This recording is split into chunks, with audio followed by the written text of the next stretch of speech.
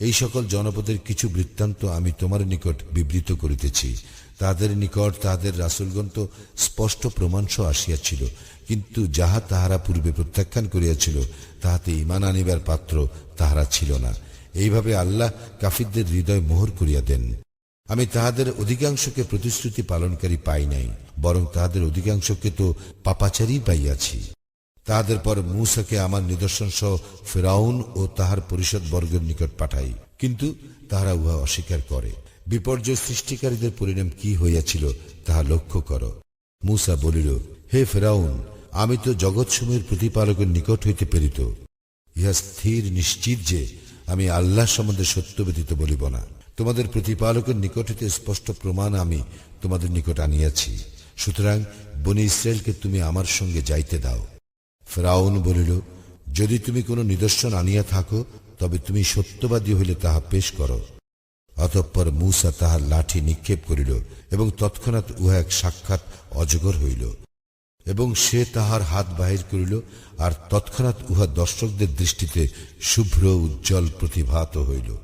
ফিরআউন সম্প্রদায়ের প্রধানরা বলিল, এ তো একজন সুদক্ষ জাদুকর, এ তোমাদেরকে তোমাদের দেশ হইতে বহিষ্কার করিতে চায়। এখন তোমরা কি পরামর্শ দাও? তাহারা বলিল, তাহাকে ও তাহার ভ্রাতাকে কিঞ্চিত অবকাশ দাও এবং নগরে নগরে সংগ্রাহকদেরকে পাঠাও, যেন তাহারা তোমার নিকট প্রতিটি সুদক্ষ জাদুকর উপস্থিত করে।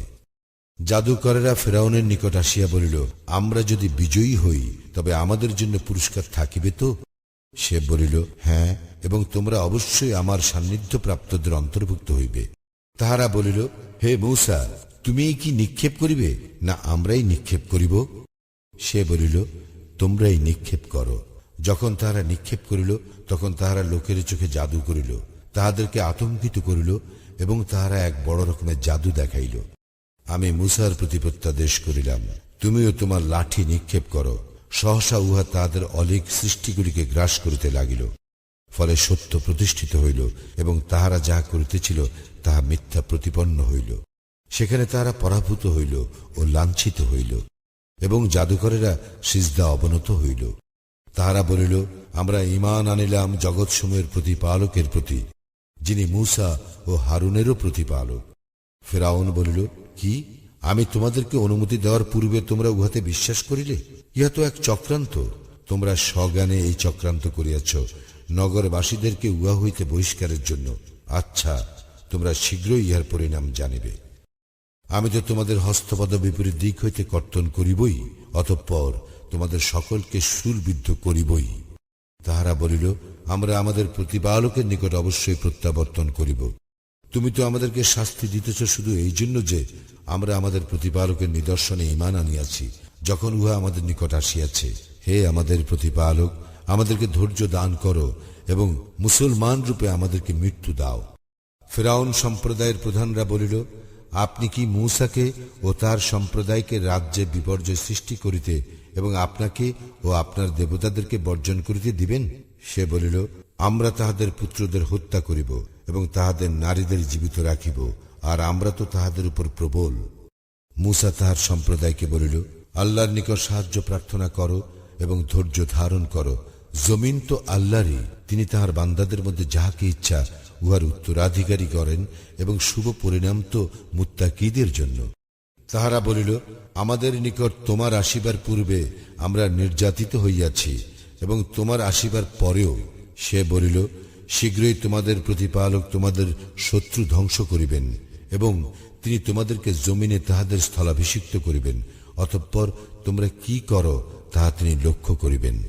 আমি তো ফিরআউনের অনুসারীদেরকে দুর্ভিক্ষ ও ফল ফসলের ক্ষতির দ্বারা আক্রান্ত করিয়াছি, যাতে তারা অনুধাবন করে।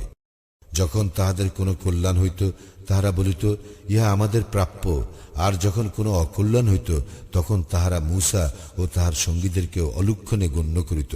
তাহাদের অকল্যাণ আল্লাহর নিয়ন্ত্রণাধীন, কিন্তু তাহাদের অধিকাংশ ইহা জানে না। তাহারা বলিল, আমাদেরকে জাদু করিবার জন্য তুমি যে কোনো নিদর্শন আমাদের নিকট পেশ করো না কেন, আমরা তোমাতে বিশ্বাস করিব না। অতঃপর আমি তাহাদেরকে প্লাবন, পঙ্গপাল, উকুন, ভেগ ও রক্ত দ্বারা ক্লিষ্ট করি। এইগুলি স্পষ্ট নিদর্শন, কিন্তু তাহারা দাম্ভিকই রহিয়া গেল, আর তাহারা ছিল এক অপরাধী সম্প্রদায়। এবং যখন তাহাদের উপর শাস্তি আসিত তাহারা বলিত, হে মূসা, তুমি তোমার প্রতিপালকের নিকট আমাদের জন্য প্রার্থনা করো, তোমার সঙ্গে তিনি যে অঙ্গীকার করিয়াছেন তদ অনুযায়ী। যদি তুমি আমাদের উপর হইতে শাস্তি অপসারিত করো, তবে আমরা তো তোমাতে ঈমান আনিবই এবং বনী ইসরায়েলকেও তোমার সঙ্গে অবশ্যই যাইতে দিব। আমি যখনই তাহাদের উপর হইতে শাস্তি অপসারিত করিতাম এক নির্দিষ্ট কালের জন্য, যাহা তাহাদের জন্য নির্ধারিত ছিল, তাহারা তখনই তাহাদের অঙ্গীকার ভঙ্গ করিত।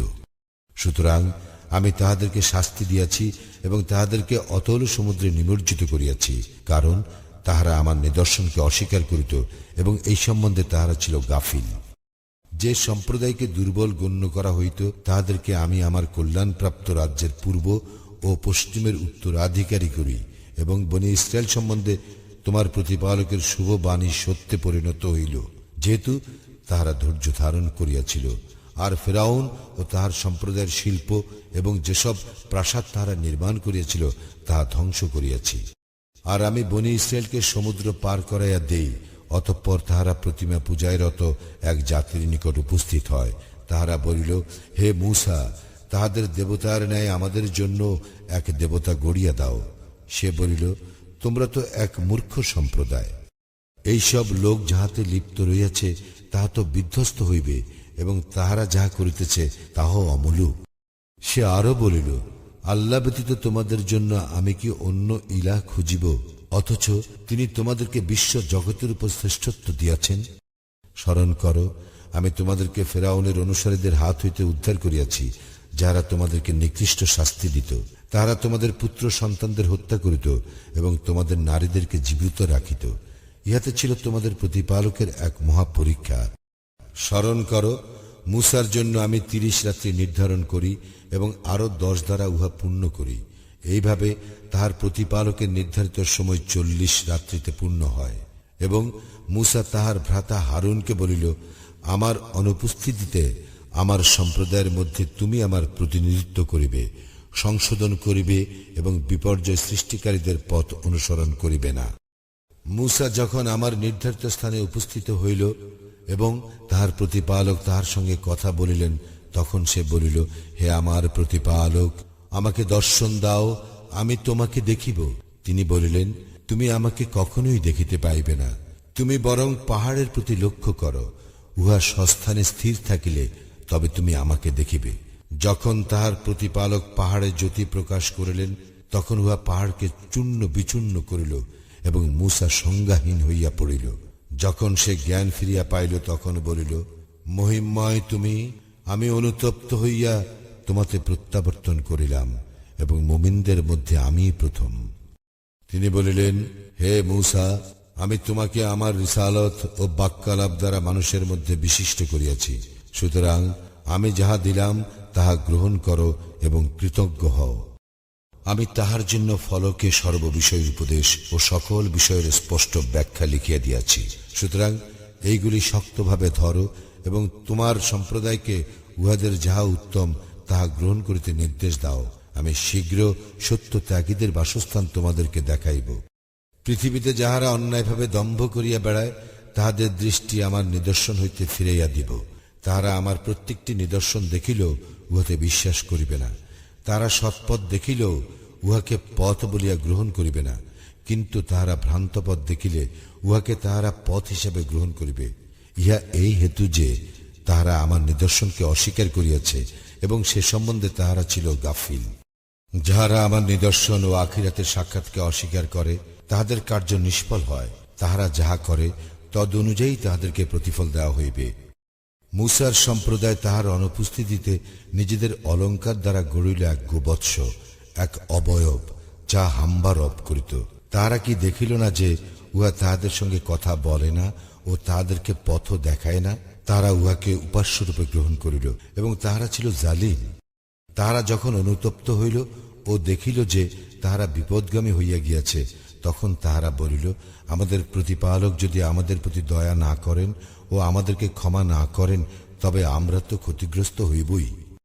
মূসা যখন ক্রুদ্ধ ও ক্ষুব্ধ হইয়া স্বীয় সম্প্রদায়ের নিকট প্রত্যাবর্তন করিল, তখন বলিল, আমার অনুপস্থিতিতে তোমরা আমার কত নিকৃষ্ট প্রতিনিধিত্ব করিয়াছ। তোমাদের প্রতিপালকের আদেশের পূর্বে তোমরা ত্বরান্বিত করিলে। এবং সে ফলকগুলি ফেলিয়া দিল, আর স্বীয় ভ্রাতাকে চুরি ধরিয়া নিজের দিকে টানিয়া আনিল। হারুন বলিল, হে আমার সহোদর, লোকেরা তো আমাকে দুর্বল মনে করিয়াছিল এবং আমাকে প্রায় হত্যা করিয়াই ফেলিয়াছিল। তুমি আমার সঙ্গে এমন করিও না যাহাতে শত্রুরা আনন্দিত হয়, এবং আমাকে জালিমদের অন্তর্ভুক্ত করিও না।